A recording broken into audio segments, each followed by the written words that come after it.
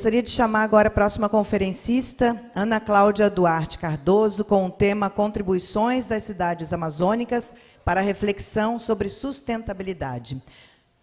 Ana Cláudia é professora titular da UFPA, atua nos programas de pós-graduação em Arquitetura e em Economia, pesquisa Urbanização na Amazônia e o Direito à Etno-Sociobiodiversidade. Foi diretora da Ampur e da Amparc e professora visitante na França. Bem-vinda, Ana Cláudia.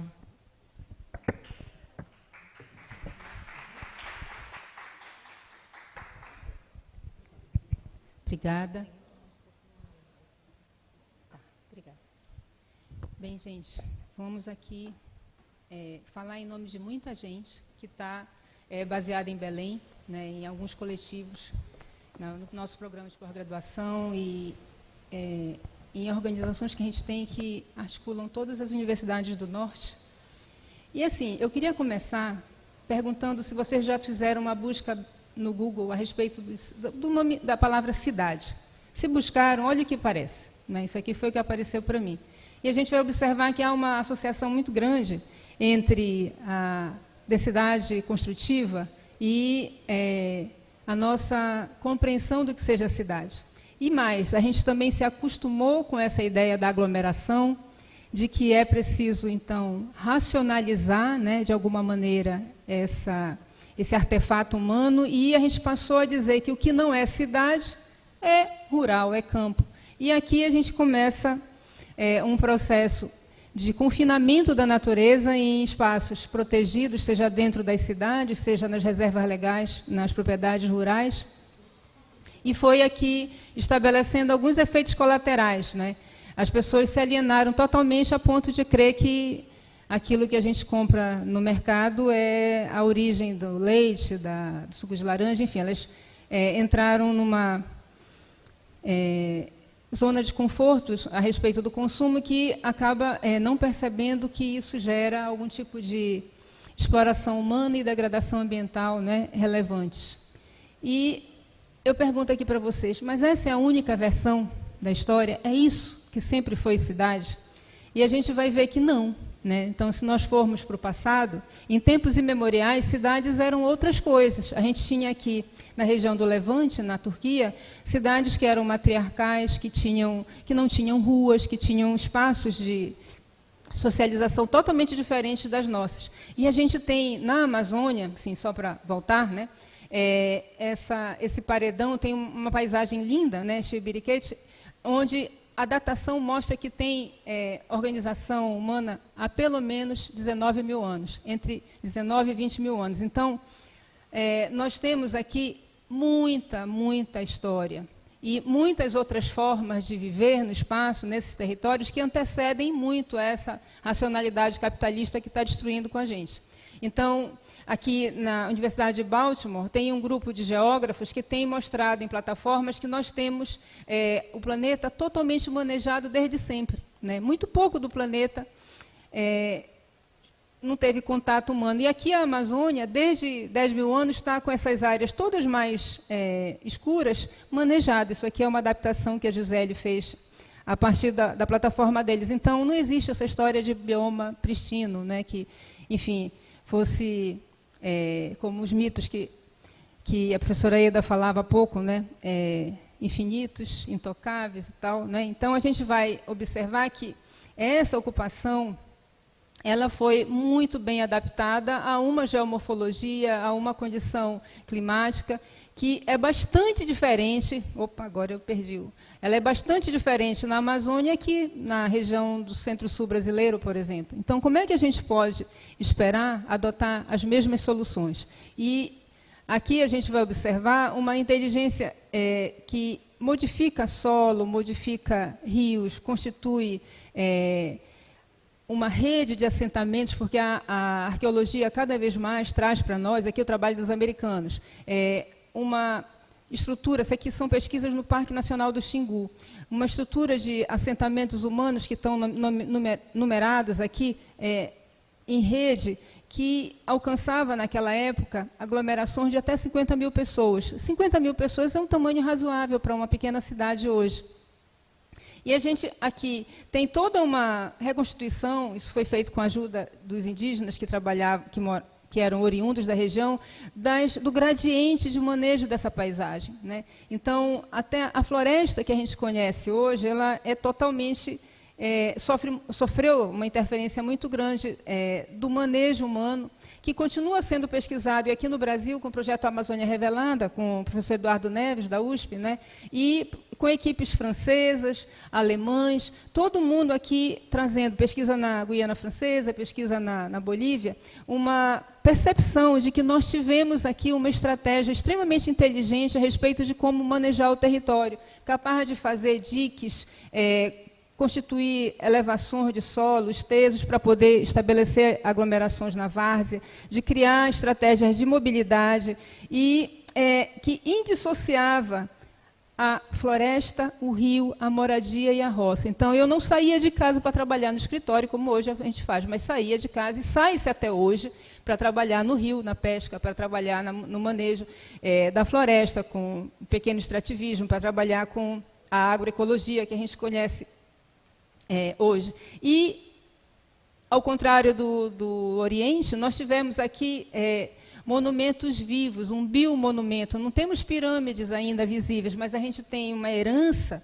de uma floresta onde cada indivíduo aqui tem um papel, né, nesse sistema. Isso tudo a partir de uma perspectiva de unidade que nós temos perdido de vista. E isso estabeleceu, no decorrer de milênios, uma adaptação muito grande dessas pessoas. Elas produziam floresta e eram produzidas pela floresta.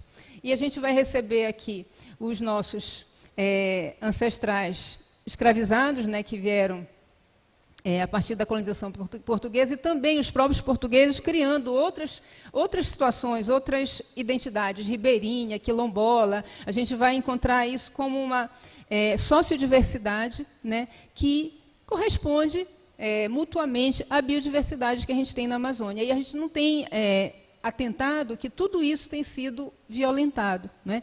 Porque da maneira como hoje a gente tem estabelecidos esquemas de exploração, a gente vai violentando o corpo dessas pessoas, os seus territórios, mas também o planeta, e se esquecendo que aqui a autorregulação do planeta é o que a gente tem de tecnologia mais sofisticada. A gente vive assim, idolatrando tecnologias que elas são muito mais prejudiciais para nós do que a gente pode imaginar em tempos longos, porque agora a gente já tem a clara percepção de que esse colonialismo, ele sim, ele está relacionado com esse processo de emergência climática que nós estamos vivendo. Então, fala-se muito que é preciso mudar, mas a gente ainda não mudou até agora o paradigma de colonização que a gente herdou do século XVI. E ela não veio só com a dominação territorial, ela veio muito sutilmente com todas as tecnologias, as formas de crença, os sistemas sociais, os repertórios espaciais, saindo aqui dessas pequenas regiões em vermelho, né, da Europa Ocidental, aqui mais tarde os Estados Unidos, e para dominar uma extensão do globo que é muito maior, né, e que inclusive contém os biomas mais ricos, né, aqui as grandes florestas tropicais, e a gente não entende que nós, aqui no Brasil pelo menos, extrapolamos isso de uma forma a gerar uma visão disso como uma grande região-programa. Olha, isso aqui é como se não fosse uma folha em branco, onde o governo, para quem é mais jovem, né, o governo militar vai estabelecer uma série de iniciativas que hoje continuam com a IRSA, por exemplo, vai estabelecer propaganda para o Brasil inteiro, ir para a Amazônia, vencer o Inferno Verde, né, criar aqui uma condição de racismo, né, institucionalizado, porque as pessoas que viviam lá, não eram vistas como pessoas, né, então eram vistas como incivilizados, e que, a partir disso, as terras eram disponíveis para homens sem terra que tinham dificuldade em outras regiões de estabeleceu uma reforma agrária que, então, foi destinada para a Amazônia, onde a gente vê que, no decorrer do tempo, se formaram latifúndios muito maiores do que os que existiam antes desse processo todo começar. E isso tudo feito com muito sacrifício, né, a partir de muitas estatais que depois foram vendidas. E, de uma forma geral, o que resta, né, para a população é o sacrifício. Então, a gente tem escondido no armário, dentro de uma perspectiva de desenvolvimento, o colonialismo, o racismo ambiental, o antropocentrismo, a gente tem o patriarcado, temos aqui uma manipulação mental muito grande e provocando aqui, ou melhor, constituindo bases muito ruins, né, para esse sonho de progresso que foi colocado para nós, de aceleração de progresso a partir dos anos 50 do século passado. Então, a gente tem aqui hoje a ONU criando organismos, unidades para que sejam disseminadas soluções baseadas na natureza, infraestrutura verde, medidas compensatórias, educação ambiental, tudo isso pensado sem considerar uma revisão do léxico, do repertório que a gente possa dispor para imaginar a nossa presença no território. Então, quando se vê aqui um espaço como esse, que ele é transitório, porque aqui isso está no Rio Amazonas, na cidade de Letícia, lá na Bolívia, na Colômbia, perdão. Então, a gente vai encontrar água, eventualmente, em uma época do ano aqui, ou ela pode estar seca. E isso não tem lote, isso não tem dono, isso não tem muitas correspondências que a gente associa aqui, a cidade de Florianópolis, por exemplo. Então, as pessoas podem ficar muito inseguras, pensando, mas como eu posso fazer uma transição de uma maneira como a gente compreende a cidade ou a metrópole para aceitar alguma coisa como isso aqui? E, por isso aqui foi muito considerado como atrasado, indesejável, e as pessoas, quando falam em Amazônia, sequer cogitam que tem cidade na Amazônia, ou que tenha esse seja um problema. E todo mundo tem ouvido falar de Belém, em razão da COP, né? Então, essa aqui, por exemplo, é uma vista de Belém, né, que tem uma parte que parece muito com qualquer outra cidade brasileira, mas tem aqui as suas peculiaridades, em razão também de um sítio muito plano, uma presença de água muito grande, né? E a gente vai encontrar esse tipo de organização como a exceção na Amazônia. O que nós realmente temos desse porte são 2 cidades. 2. Todo o resto está aqui variando, as capitais e as cidades que são tocadas pelos grandes projetos estão chegando aqui de 500 a 30 mil habitantes, e uma boa parte tem ainda menos de 20 mil habitantes. E todo mundo quer copiar a metrópole. E as políticas brasileiras espelham aquilo que sai aqui das metrópoles industriais que nós nunca fomos.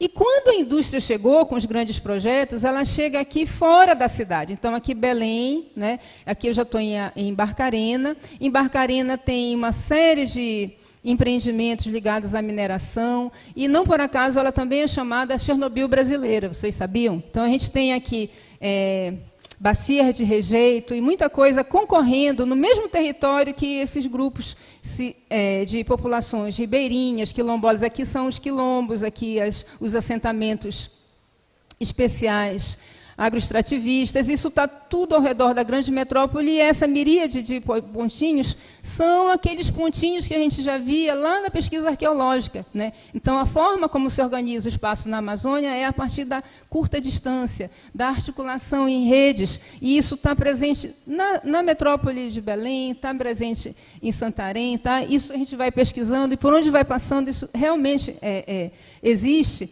E aqui o que eu queria destacar é que não faz sentido para nós falar de urbano e rural. Para nós, a gente precisa reconstruir aquela ideia de um espaço social, aquele espaço onde as coisas são fluidas, né? E onde eu preciso de uma visão mais integral, né, das políticas para poder atender melhor as pessoas. Olha, aqui, vocês veem esse círculo aqui em amarelo, é essa ilha aqui, essas 2 ilhas. E aqui eu queria mostrar para vocês uma espécie de aglomeração linear. Essas pessoas vivem aqui, vivem muito bem, com escola, com igrejas e alguns equipamentos de saúde, não tem mais coisa, porque há uma omissão enorme em relação ao apoio a essas formas de vida. É o contrário. Aqui vai entrar a Cargill, né, com mais um porto e inviabilizando o berçário de peixes, né, que aqui abastece esses lagos e abastece todas essas comunidades, né? Então, a gente tem a condição de conflito estabelecida porque o Brasil não reconhece que isso aqui seja uma ocupação válida, consolidada, e assume que tudo está à disposição para expansão, seja da logística, seja das cidades. E isso está, na verdade, só confirmando algo que a gente também buscou com outras cartografias, de que, se nós pegarmos todos os núcleos que são vistos como rurais e criarmos um buffer, né, de 5 quilômetros, que é o que a gente encontrou em campo, a gente vai localizar corredores de aglomeração que fazem o contraste com a floresta, fazendo o inverso do que acontece na Europa. Na Europa, a gente tem uma matriz cinza e estão querendo criar corredores verdes e azuis. E na Amazônia, nós temos corredores de ocupação humana muito gentil, que pisa muito suavemente na terra, e ninguém os reconhece, e se diz que a Amazônia é um deserto de cidades. O nosso urbanismo devia articular isso como repertório nativo, né?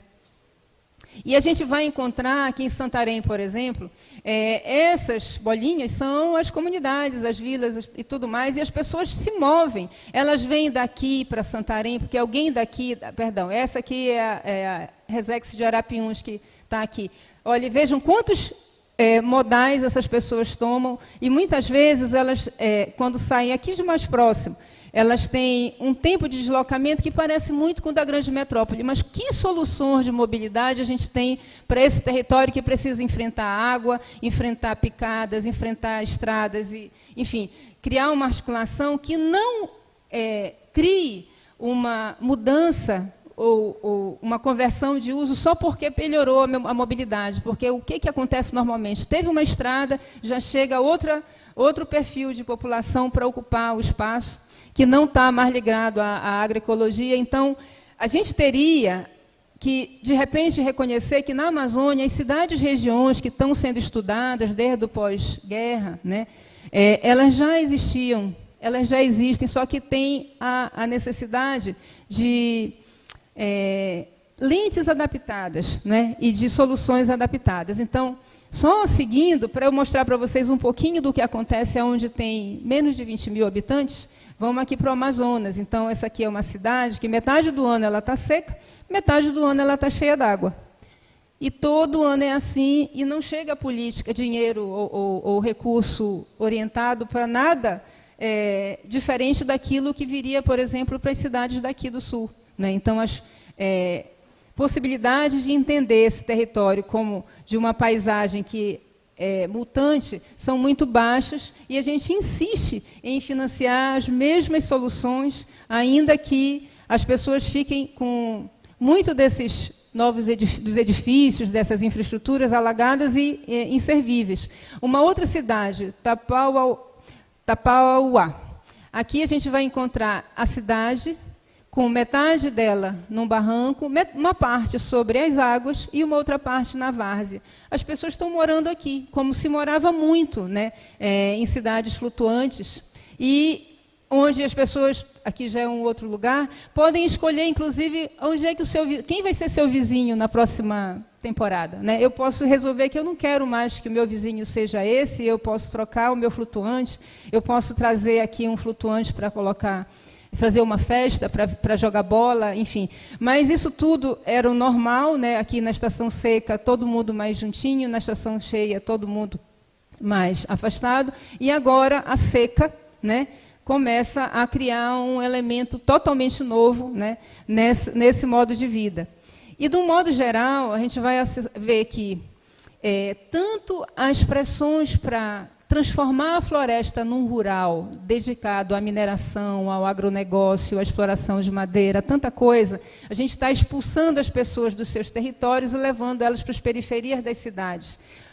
Aqui eu estou usando muito Belém, que é o meu lugar de fala, né? Então eu tenho aqui essas manchinhas mostrando as áreas que são vulneráveis à inundação, e não por acaso são aquelas que são as primeiras ocupadas pelas populações mais pobres. E a gente vai ver no material que o IBGE lançou agora, a partir do último censo, que das 20 ocupações, né, classificadas como favelas, né, piores do Brasil, maiores no Brasil, todas essas que têm as bolinhas estão aqui na Amazônia Legal. E isso aqui é mais ou menos uma ilustração de como isso se manifesta no Acre, no Amapá, em Belém, aqui no Acre ainda, onde estão querendo, inclusive, transferir a cidade, porque todo ano a cidade vai toda para o fundo quando há um degelo nos Andes. E aqui a gente tem a seca em Manaus, enfim. Então, situações de risco que são socialmente construídas há décadas, e agora a gente tem o resultado da ação em âmbito global, né, impactando primeiro a Amazônia, porque se achavam que a gente tinha muita água e a gente não ia sofrer com aquecimento e com falta d'água, né, ou com excesso de água, o maior problema é justamente o impacto da seca, porque para quem depende do modal fluvial para tudo, né, estar sem água é estar isolado, inclusive até sem alimento e sem água para beber. E a gente, então, lembra que uma coisa que no Brasil se diz que era interessante fazer era estabelecer o planejamento territorial, algum planejamento territorial, né, que a gente ainda nem tem, associado às bacias hidrográficas. E aqui a gente tem bacias hidrográficas que correspondem ao último nível da drenagem, né? Então, a gente vê que elas podem corresponder quase que aos bairros que estão com os contornos pretos. E isso podia ser uma maneira da gente aproximar as pessoas que vêm das ciências ambientais, das pessoas que estão trabalhando com a cidade, que estão trabalhando com o urbanismo e com as comunidades, e a gente entender que a gente está pisando no chão, está num lugar da terra, onde a gente precisa ter soluções adaptadas e mediadas socialmente. Aqui eu trago para vocês uma imagem da Coreia, né, da Coreia do Sul, onde a ONU Habitat está apoiando um arquiteto dinamarquês muito famoso para fazer experimentos de cidades flutuantes. Gente, isso aqui se chama Oceanix, isso aqui é bastante high-tech, e eu queria aqui um contraste para a gente ver que nós temos um low-tech muito bem testado há muito tempo e sempre muito mal visto, porque a primeira coisa que a Zona Franca de Manaus fez ao chegar foi dizer que tinha que sair a cidade flutuante, ficar em frente de Manaus, que aquilo era sinônimo de atraso. Então, assim, a maneira como o Brasil tem levado suas estratégias de modernização para a Amazônia, ela tem sido muito enviesada, né, por uma perspectiva preconceituosa com relação a soluções que se localizam por lá e que não foram... Alguma coisa aqui. Tinha mais... Aqui, obrigada. A gente vai encontrar um enviesamento muito grande, né? E aqui fica um pedido, aproveitando esse espaço, de que a gente possa, então, revisitar as nossas políticas, os nossos repertórios, as nossas teorias, para reconhecer que a gente tem que ressignificar, inclusive, campos de conhecimento que foram constituídos em sociedades industriais no século XIX para frente, e que há vida muito antes disso, e há vida baseada em outros sistemas e outras estratégias muito diferentes dessa que a gente tem tomado como hegemônica.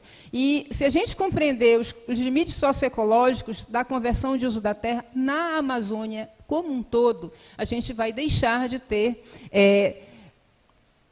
a precariedade, né, estabelecida. Isso aqui são bairros populares que estabeleceram sobre a várzea, aquelas áreas azulzinhas, né, e vai começar a enxergar melhor que a floresta ela é uma macroinfraestrutura verde, não só para nós, isso também para vocês, mas para nós ainda está mais fácil de medir e de identificar. E que o aquecimento que a gente vem sofrendo em algumas cidades, aqui Belém mesmo tem sido reportada como uma daquelas que vai poder chegar aos 50 graus, né? Em breve, se nada acontecer, se isso aqui continuar sendo impermeabilizado e edificado como vem, no ritmo que vem sendo.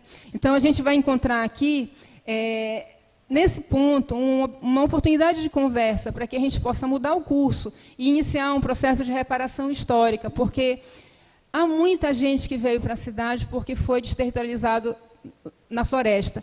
Então, a gente está cheio de indígenas, estamos cheios de quilombolas, de pessoas que sempre souberam como viver a partir da biodiversidade, a gente não tem verde dentro da cidade. E a gente não sabe, está perdendo o saber dessas pessoas a respeito de como nós poderíamos começar um processo de reversão, de reconstituição desse bioma que eles souberam plantar no passado. Né? E dessa forma, quem sabe, a gente consiga avançar para conseguir, de fato, pactuar algum tipo de adaptação, né? Para as cidades, né? Como está posto para a agenda da COP30, né? Enfrentarem essas mudanças e emergências que nos acometem cada vez mais gravemente a cada ano. Então, eu acho que daí fica uma inspiração, né? A partir da Amazônia, para todas as outras regiões do Brasil, a respeito da gente parar e pensar. Vamos provincializar o saber, vamos adaptar o saber, vamos ouvir quem está no chão. Né? Muito obrigada.